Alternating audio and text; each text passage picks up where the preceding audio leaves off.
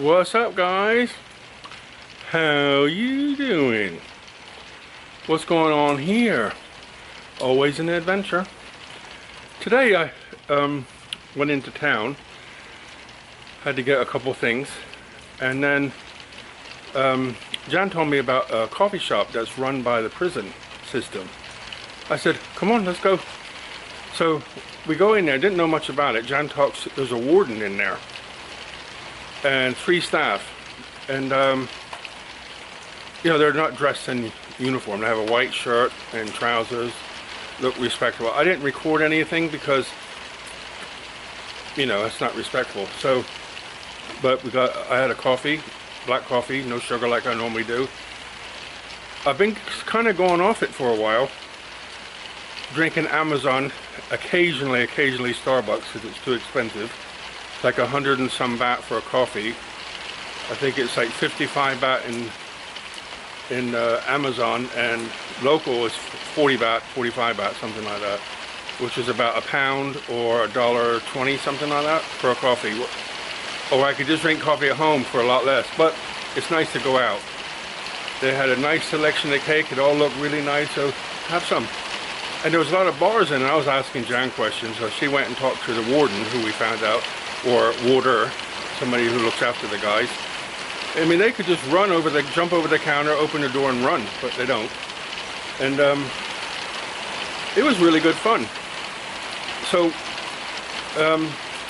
got a piece of like I don't know what it was. It's some kind of sponge cake with mocha icing. It was incredibly nice, and all of them looked really nice pieces of cake. And it comes to find out that the ladies in the prison make the cakes, and when you get close to being released, you can work in the coffee shop, which is really cool. And then, but on the way back to the truck, I seen a pigeon on the side in the gutter. And if anybody knows me, I'm not going to leave it there. Actually, it was there when we went, you know, when we started walking away from the truck. And I thought, okay, I found some sugary, like sesame seeds or something.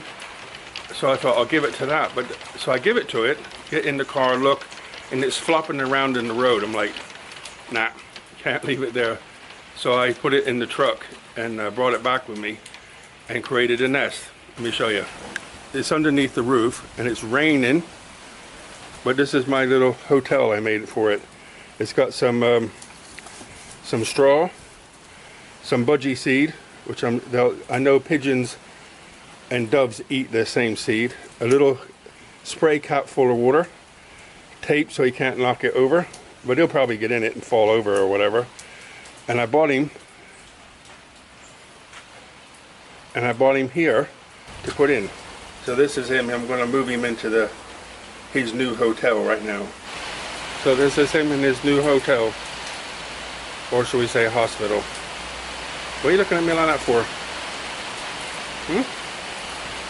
I'm not touching you. Why's your head flopping over? Put your head back. Anyway, he was flopping around in the road, in the gutter, and I'm like, people walking by, I thought, I cannot leave him here. So he's got some bird seed and some water, and he can sit there with a river view. He's just flopping around in the box because he's that's it, that's better. He's just flopping around in the box, probably not well or dehydrated or something. But I'm going to give him some water with a little bit of salt in a minute, see if he perks up a little bit. But you can see he can jump out whenever he's ready. If he feels better, he can jump out. If he passes, then he'll get put in the ground. But I couldn't leave him in the road. When I built this workshop, I helped, but I didn't actually build it all myself. But when I built it, the guys who were working on it said, why do you need such an overhang like that? I said, for when it's raining, I can walk to the house without getting soaked.